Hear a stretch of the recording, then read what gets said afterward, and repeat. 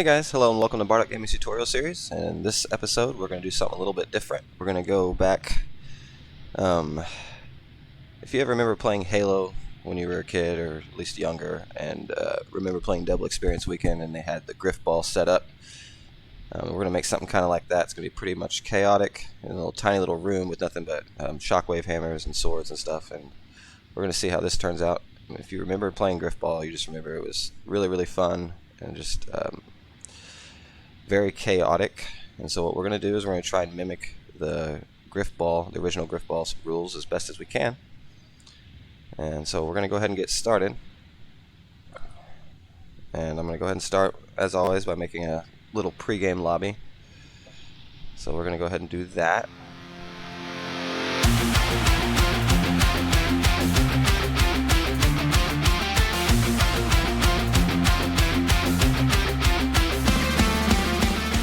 Okay, so now that we got that built, we're going to go ahead and come on in here and create the spawn pads and stuff that we need.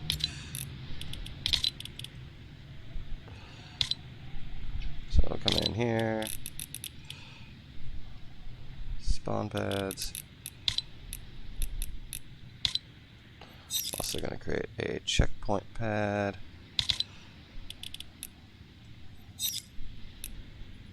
And the original Grifball was 4-on-4, so that's what we're going to do. Try and make it as similar to the original game as we can.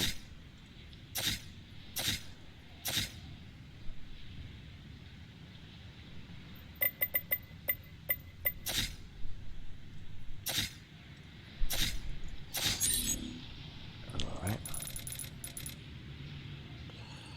And just 2 teams of 4, so this is going to be team 1 on this side.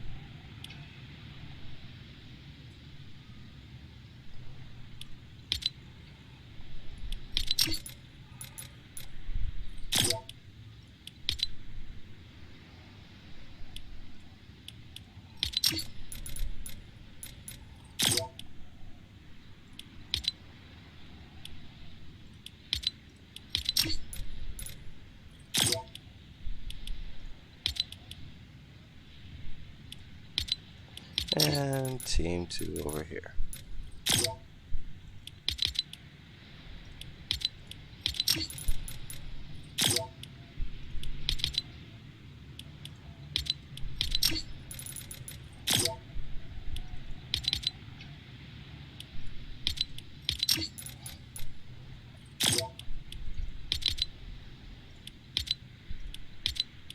Excellent. So now we got that set up.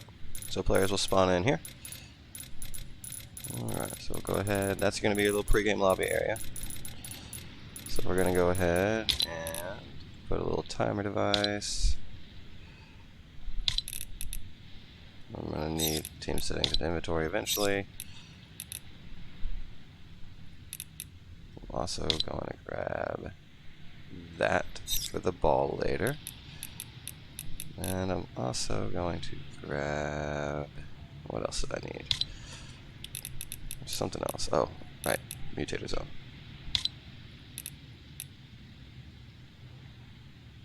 Oh, there it is. What's going on? Okay. Okay, we'll go ahead and drop that mutator zone in here real fast.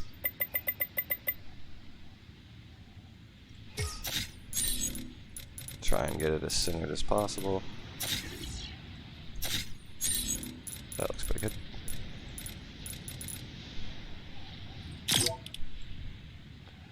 I'll just name it the pregame mutator. And we're going to change some settings on it. Enabled on phase, going to be set to none. We're going to see if we can make it, let's go 7 by 7 by 3. See how that does. Just make sure that it is bigger in every way than the little area you have. It is. I'm just going to move it just a little bit. Just barely. Make sure that every side is completely covered. Excellent. Okay. Yep, okay, awesome. So that's set up. Now we're going to place that timer device that we made. and this I'm going to use as the pregame timer. Okay, I'm going to set that to just a 15-second thing. Start at game start. I'm going to go ahead and set that to on. The rest of these for this is not going to really matter, except for completion behavior is going to set to reset. And then the timer running text I'm going to set to game starts in.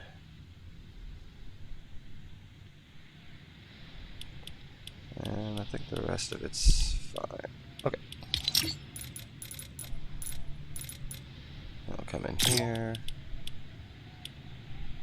and go to your pregame mutator and go on where it says enable when receiving from, and you're going to pick that little timer device that you just made, and then on success it's going to enable. This is how you're going to get your players inside here to teleport to their areas.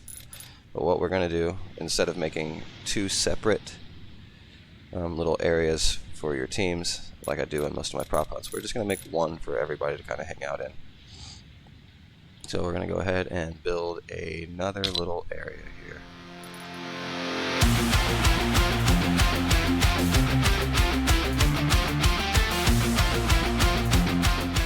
Okay, now that I got that set up, we're going to go ahead and drop in a couple of checkpoint paths.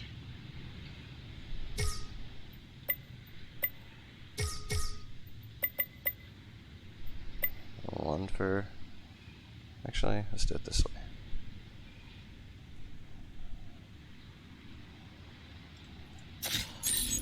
One for team 1.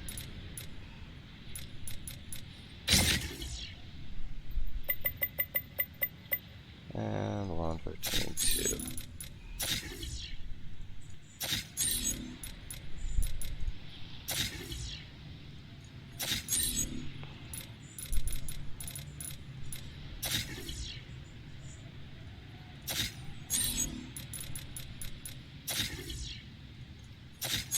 Good enough. Okay. Now we're going to get some teleporter devices in here.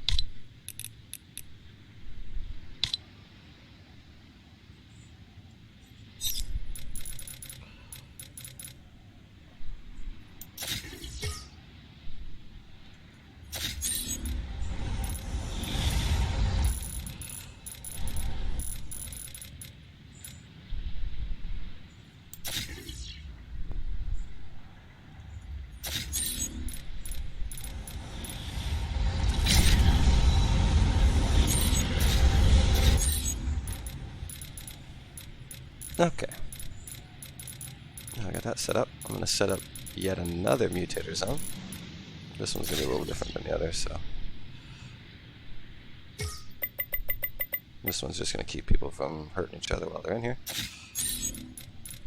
Try and make it centered as best as possible.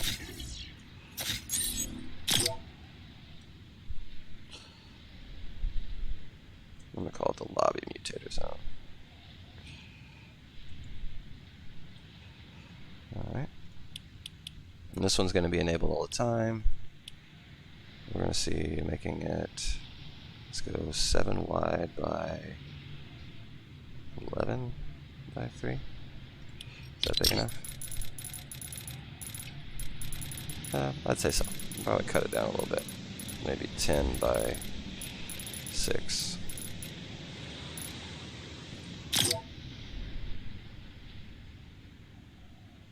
Okay. Alright, does that work? It should be okay. As long as it's bigger than the area. Alright, just make sure all the other settings are good on it. Because this is the one that's going to keep people from shooting each other while they're sitting in here.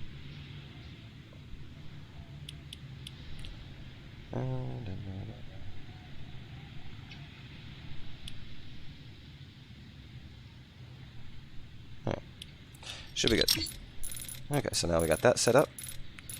We're going to, oh, I gotta do a teleport device. I gotta do 2 of them actually. So this one is going to be, I'm gonna call this Team 1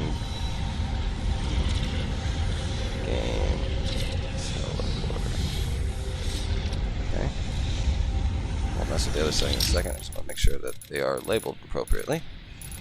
This will be Team 2.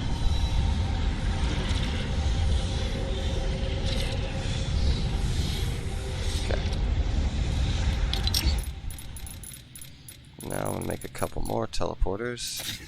And they are going to kind of hover right about where those checkpoint pads are at.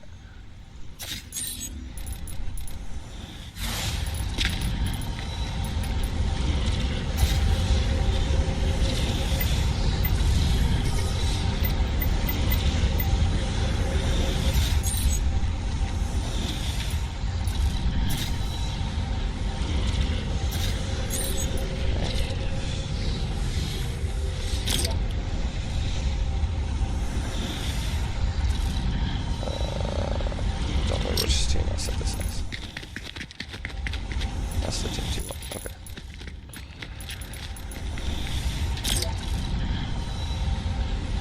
We'll call that the Team 2 pregame teleporter. Okay.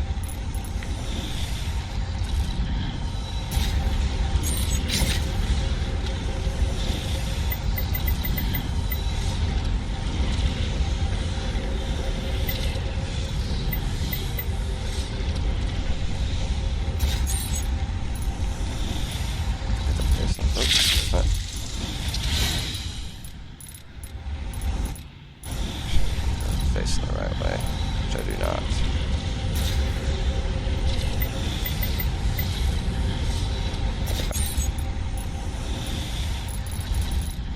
That should work. Alright, so we're going to go in here. This one is not going to have a target group or a target, or it's not going to have a group or a target group. Yeah, it's going to be enabled all the time. This one is Team 1.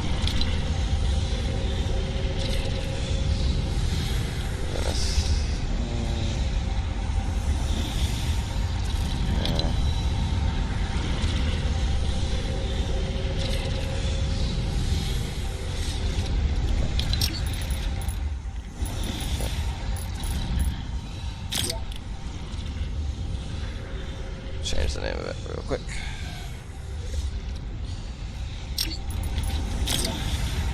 Same thing on this one, except it's going to be Team 2.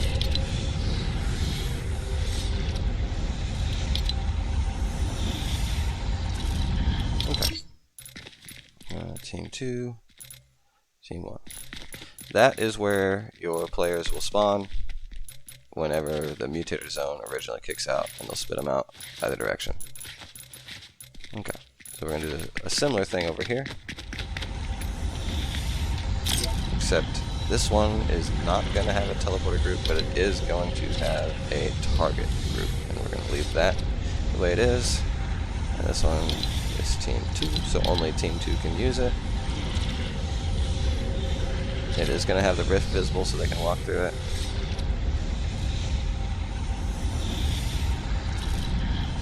And the same kind of thing over here, except this is going to be Team 1. So this is going to have a different target group. We're going to set that to B.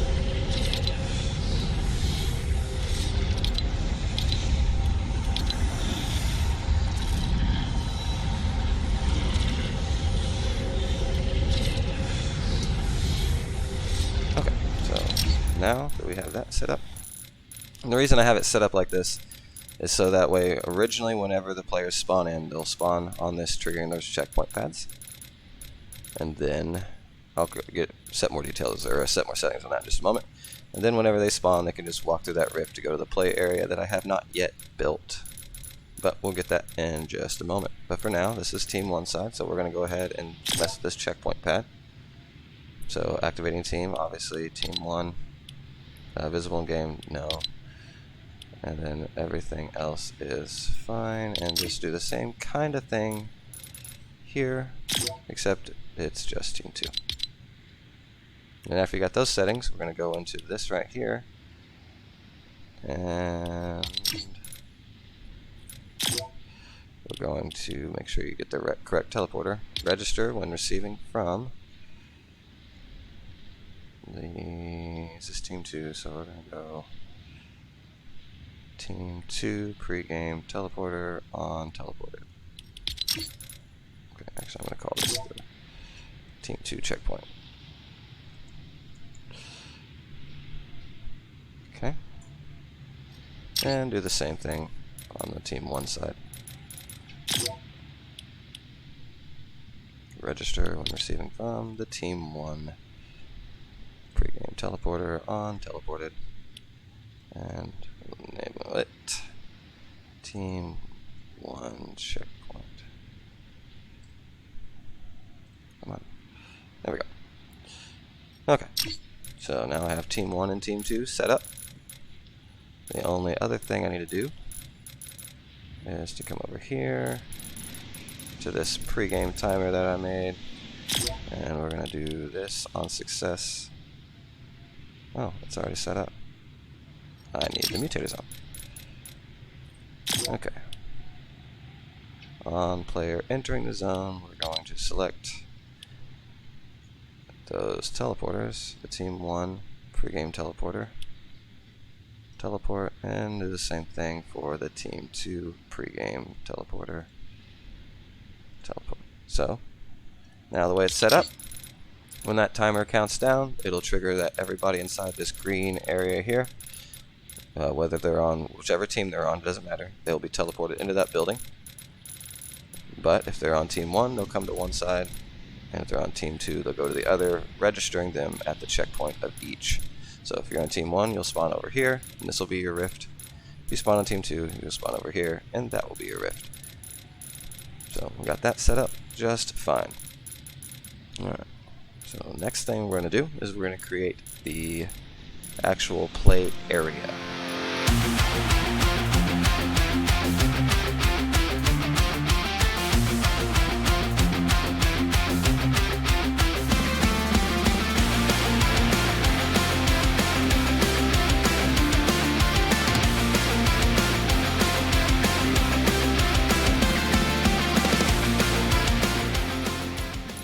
Okay, now that I got the area built, I made it pretty tall because if you're ever messing with grab hammers, people get sent flying pretty good.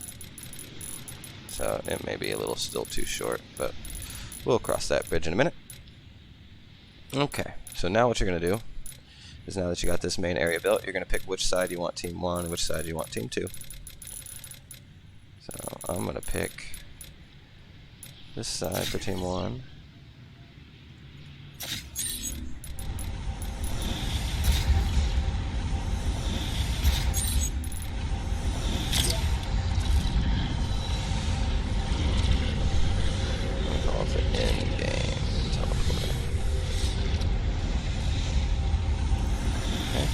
This one is going to have a target group. I believe I have team 1 as group B.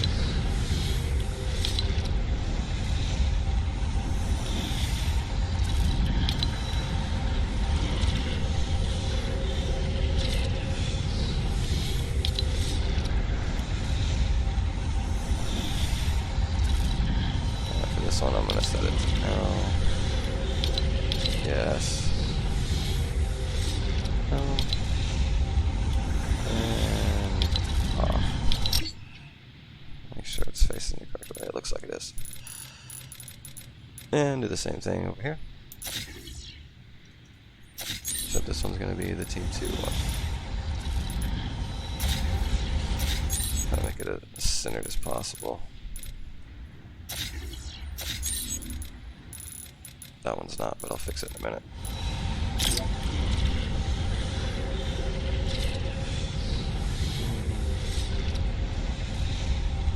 Okay.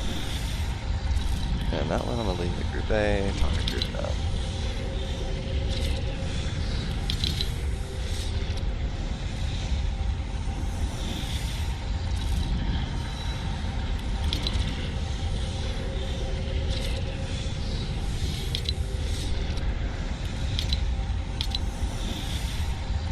And go back and change all these settings. I don't want people running and sprinting and moving through that. So whenever they teleport through it.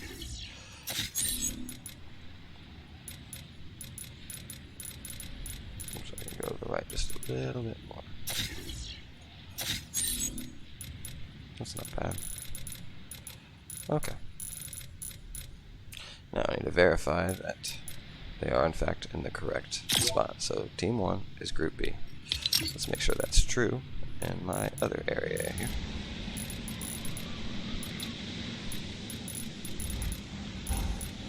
Oh my gosh.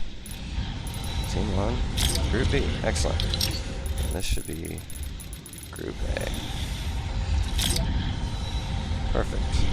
Okay, so now what we got set up, when that mutator zone kicks off from the pregame lobby area, they'll come into this room and they will have they will register themselves at this check pad, team 1 on one side, team 2 on the other, and their respective rifts that take them to the correct side of whether they're on team 1 or team 2. And in the middle here we'll have a little ball or some kind of, I think I'm going to make it like a collectible device that when it's picked up they have to grab it and then take it to the other team's side. And I'll have a goal zone or something brought up over there. So we'll figure that out in a moment. I think, let's see, got this set up. We're going to go ahead and do the boring stuff real fast and go into the island settings and make sure everything is set up the way I want it. There's only going to be 8 players, 4 on 4. So set that to 8 teams, set to 2. Yeah, I'm going to make sure this is set to split evenly. And total rounds, we'll do like, I don't know, 10 or so. I'm not going to mess with the matchmaking settings, the team settings, class settings. I am going to do this. Because in the original Grifball, everybody spawns and they have just like generic things, like generic speed and health and all that. But whoever picks up the Grifball gains movement, speed, and shields. So I'm going to have to use classes for that. And if I figure out how to work that, I think we can make it work. So we're going to set the default class as class 1, and then revert default class to player eliminated. So we're going to have to set up a couple different classes, and I'll do that in just a moment once I get the rest of this kind of set up. And I'll show you how to do that and how to change classes. And hopefully there's a trigger that whenever somebody picks up a collectible object, that it switches their class. So we're going to try for that. I haven't messed around with it too much, but we're going to see if that works. I'm going to bump the respawn timer down to 3 seconds because that's what the original setting was for. Spawn limit, we're going to set that to infinite. Yep. Join in progress, they're just going to spawn. Actually,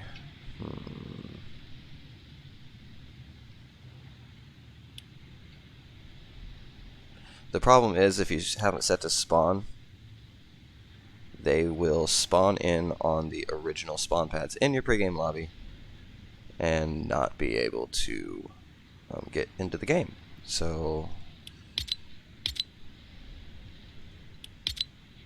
we're going to have it set to spawn on next round. That way, whenever they spawn in, they can spectate for a minute, and then whenever the round ends, they can join in. The rest of this doesn't matter. We're going to set down but not out to off. Eliminate players' items. Delete.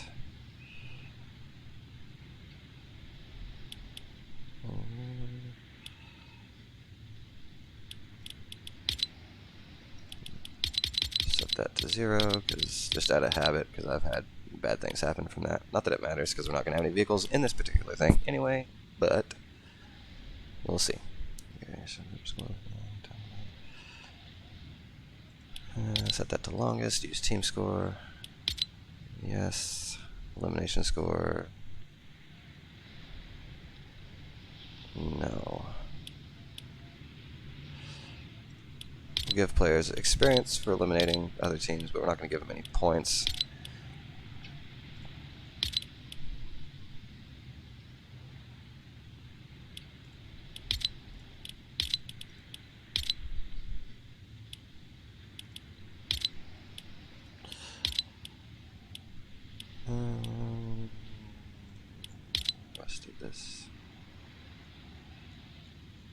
Okay, cool. I'm going to go ahead and leave it at 5-minute timer, because it's going to be kind of chaos. So eliminations are going to be objectives. I'm going to set it to score to end as 1. So whoever picks up the ball and drops it in the enemy base or the enemy goal or whatever will get 1 point, and that will end the round. And then we'll start the next round. Victory condition, round win condition is going to be set to score, and the tiebreaker 1 will be, let's go time alive probably. That's going to be hard to get. And then the second one we can set for eliminations. Okay. Energy max. Yep. Recharge. Yeah, all that. Allow hurdling. We're going to have it unlimited sprint. So this is the setting you change to make it unlimited sprint. How much it costs per second. If you make it cost 0, it doesn't cost anything to run around, so it's unlimited sprint. Glider redeploy, I'm going to set that off. Player flight, make sure that's always off. Health. The original one is actually set to 10% health, so but it won't let me set 10%, so we'll do 50%. And max health, we'll do that at 50. Let's see. Oh, starting health percentage. We'll go ahead and set that at 100. But they only have 25, so 100% is only 25 health still. Is there 10? No. Okay.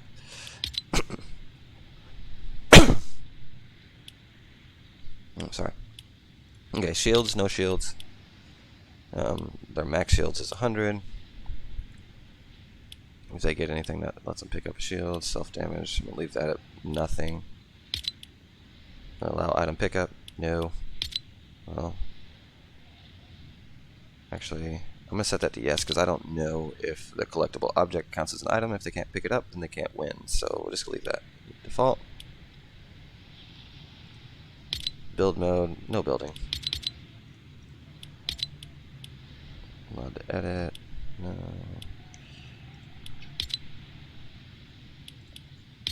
Infinite consumables, infinite building materials. None of this really matters. Infinite ammo doesn't really matter. Allow item drop, no. Equipment. Pickaxe damage. I'm going to set that to off so they can't hurt each other in the pregame lobby. Start with pickaxe, sure. Environment damage, no. Instructor damage, none. Okay, let's go and turn fire off as well. So this is going to be very important for this particular map because everybody's going to have a shockwave hammer, so they're just going to be slamming people all the way across. If you have the structure damage on, your building will get destroyed pretty quick, so it's probably best to go ahead and make sure that's turned off. And the environment damage, can they destroy trees or whatever, but there's no trees, but I still turn it off for most things anyway, so I'm going to leave that off. And the rest of this, I don't think I'm going to mess with anything else.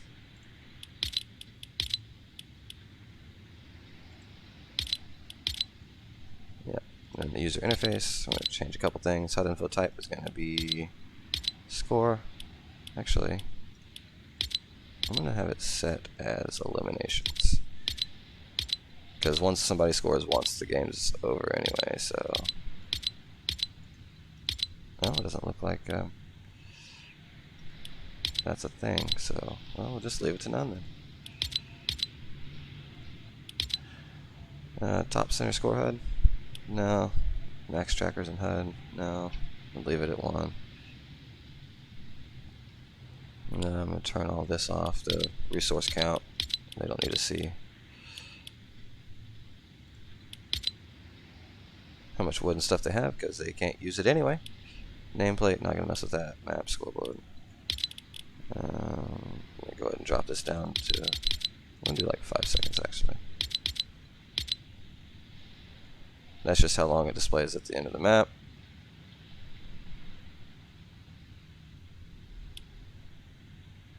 First scoreboard column set to Eliminations. Actually, no, we're going to do score.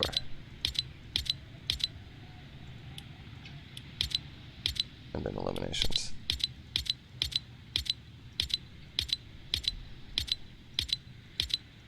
Past it. And then time alive. Okay. And the rest of this I don't mess with. It's just for you anyway. Okay, so now we got it set up to where all my buildings are indestructible. Whenever the timer counts down, it'll trigger everybody in the zone to go to their area. They can walk through the rift and spawn to their spot. And here. Okay, so that's probably a good spot to stop for this video. We'll make a second video coming up soon. But for now, we're going to go ahead and stop here. We got all the basics covered. And in the next one, I'll cover, there's going to be a lot more kind of in detail stuff about class settings and collectible object and what you want it to look like, and how to set up a goal and how to score points and all that good stuff. So, but for now, we're going to go ahead and stop right there. Thanks for watching, and hope you tune into the next one. And hope you guys enjoyed watching. Happy creating.